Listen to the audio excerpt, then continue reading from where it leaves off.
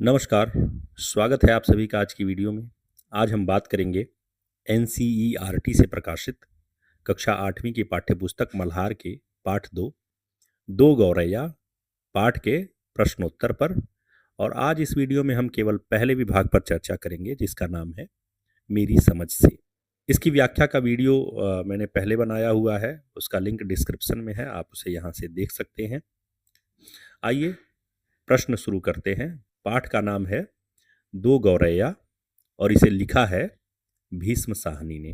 पहला जो विभाग है मेरी समझ से, इसमें निर्देश दिया गया है कि निम्नलिखित प्रश्नों के उपयुक्त उत्तर के सम्मुख तारा बनाइए।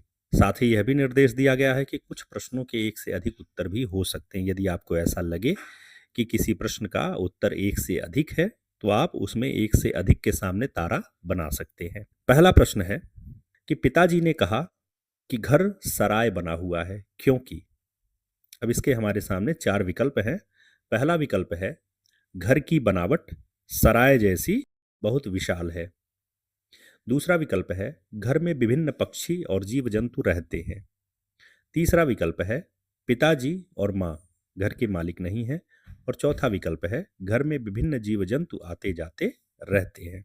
तो सराय जो होती है वह जगह होती है जहां पर लोग कुछ देर के लिए आते हैं, रुकते हैं और चले जाते हैं। पिताजी ने अपने घर को सराय बताया क्यों? क्योंकि उन्हें लगता था कि घर में विभिन्न जीव जंतु आते जाते रहते हैं। अतः इसका जो सही विकल्प है वह विकल्प संख्या 4 है और इसी के सामने हम तारा बनाएंगे। आइए अगले प्रश्न पर चलते हैं। दूसरा प्रश्न है कहानी में घर के असली मालिक किसे कहा गया है? इसके भी हमारे पास 4 विकल्प हैं जिसमें से चुनाव करना है। पहला विकल्प है माँ और पिताजी को जिनका वह मकान है। दूसरा विकल्प है लेखक को जिसने यह कहानी लिखी है। तीसरा विकल्प है जीव जंतुओं को जो उस घर में रहते थे। और चौथा विकल्प है मेहमानों को जो लेखक से मिलने आते थे। तो इसका जो सही उत्तर है कि पिताजी कहते हैं कि ऐसा लगता है कि घर के मालिक कोई और ही हैं। तो जो जीव जंतु उस घर में रहते थे उन्हें पिताजी घर का मालिक बताते हैं। तो इस हिसाब से जो विकल्प संख्या 3 है वह सही उत्तर होगा और हम इसी के सामने तारा बनाएंगे। आइए चलते हैं अगले प्रश्न पर। अगला प्रश्न है गौरैयों के प्रति माँ और पिताजी की प्रतिक्रियाएं कैसी थीं? विकल्प देखते हैं। पहला विकल्प है दोनों ने खुशी से घर में उनका स्वागत किया। दूसरा विकल्प है पिताजी ने उन्हें भगाने की कोशिश की लेकिन मां ने मना किया। तीसरा विकल्प है दोनों ने मिलकर उन्हें घर से बाहर निकाल दिया। और चौथा विकल्प है मां ने उन्हें निकालने के लिए कहा लेकिन पिताजी ने घर में रहने दिया। तो आपने यदि कहानी पढ़ी है तो आपको एकदम ये इसका उत्तर साफ साफ दिखाई देगा कि दोनों खुशी से स्वागत नहीं कर रहे हैं। पिताजी उन्हें भगाने की कोशिश करते हैं लेकिन मां मना कर देती है, वो कोई सहायता नहीं करती है। दोनों ने मिलकर उन्हें घर से बाहर निकाल दिया, ये हो नहीं पाया था। और माँ उन्हें निकालने के लिए कहा लेकिन पिताजी ने रहने दिया, ऐसा नहीं है, केवल पिताजी ही चाहते थे कि गौरैया बाहर चली जाएं। तो इसका जो सही विकल्प है वह विकल्प संख्या ख है। पिताजी ने उन्हें भगाने की कोशिश की लेकिन माँ ने मना किया। तो हम इसी के सामने तारा बनाएंगे। आइए अगले प्रश्न पर चलते हैं। प्रश्न है माँ बार बार पिताजी की बातों पर मुस्कुराती और मजाक करती थी, इससे क्या पता चलता है? विकल्प है माँ चाहती थी कि गौरैया इस घर से भगाई न जाए। दूसरा विकल्प है माँ को पिताजी के प्रयत्न व्यर्थ लगते थे। तीसरा विकल्प है माँ को गौरैयों की गतिविधि पर हंसी आ जाती थी। और चौथा विकल्प है माँ को दूसरों पर हंसना और उपहास करना अच्छा लगता था। तो आप देखेंगे कि माँ को दूसरों पर हंसना और उनका मजाक बनाना, उपहास करना अच्छा लगता था। यह विकल्प पूर्णतः गलत है। तीसरा विकल्प माँ को गौरैयों की गतिविधि पर हंसी आ जाती थी, यह भी सही नहीं है। दूसरा विकल्प माँ को पिताजी के प्रयत्न व्यर्थ लगते थे, हाँ ये सही है। इस पर वो उनका मजाक बना रही थी, इसलिए हम इसके सामने स्टार बनाएंगे। लेकिन पहला विकल्प माँ चाहती थी कि गौरैया घर से भगाई न जाए।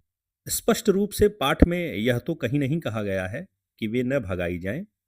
किंतु माँ के मन में ये बात थी, तो हम अगर चाहें तो इसके सामने भी तारा बना सकते हैं। ये दोनों उत्तर इसके लिए सही होंगे।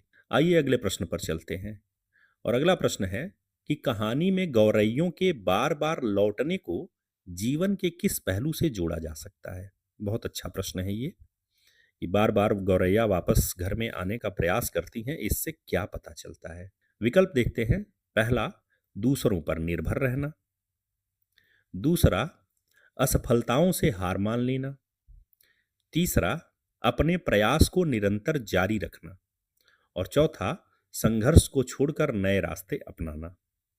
तो आपको इसका उत्तर एकदम स्पष्ट पता चल गया होगा कि इसका उत्तर विकल्प 3 है, अपने प्रयास को निरंतर जारी रखना। यानी गौरैया बार बार वापस आती है तो वह अपना प्रयास कर रही है उस घर में टिकने के लिए, कि बार बार भगाएंगे, बार बार आएंगे, कभी न कभी तो सफलता मिलेगी और हम यहाँ रहने लग जाएंगे। तो हम इसी विकल्प 3 के सामने तारा बनाएंगे। आइए आगे बढ़ते हैं। मेरी समझ से विभाग में ही एक दूसरा प्रश्न है, ख, जिसमें कहा गया है कि हो सकता है कि आपके समूह के साथियों ने अलग अलग उत्तर चुने हों। अपने मित्रों के साथ विचार कीजिए कि आपने ये उत्तर ही क्यों चुने। तो हमें ये पूछा गया है कि जो उत्तर का चुनाव हमने किया है, विकल्प का चुनाव सही विकल्प के रूप में किया है, हमने वही क्यों चुना है, हमें इसका कारण बताना है। तो आइए देखते हैं।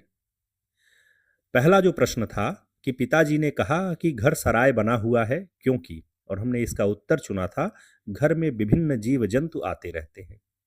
तो इसका कारण हम देंगे कि यह उत्तर इसलिए चुना क्योंकि पिताजी ने कहा था कि घर सराय बना हुआ है, क्योंकि कभी कभी ऐसा प्रतीत होता था कि घर पर घर वालों का नहीं बल्कि आने वाले जीव जंतुओं का ज्यादा अधिकार है।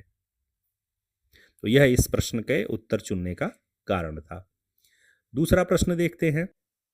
दूसरा प्रश्न था, कहानी में घर के असली मालिक किसे कहा गया है? और हमने इसका उत्तर चुना था जीव जंतुओं को जो उस घर में रहते थे।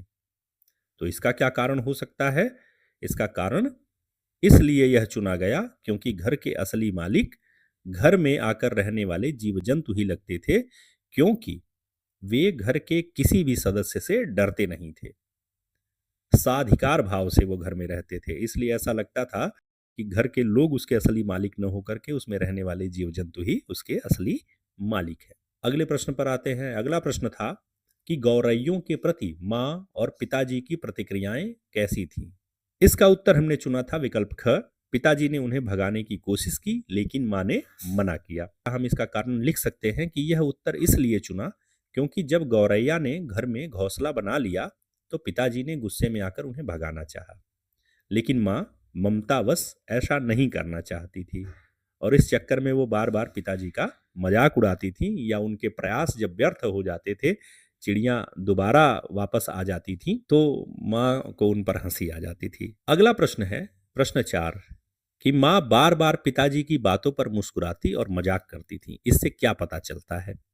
इसका उत्तर हमने चुना था कि माँ को पिताजी के प्रयत्न व्यर्थ लगते थे, बेकार लगते थे, प्रयास बेकार लगता था।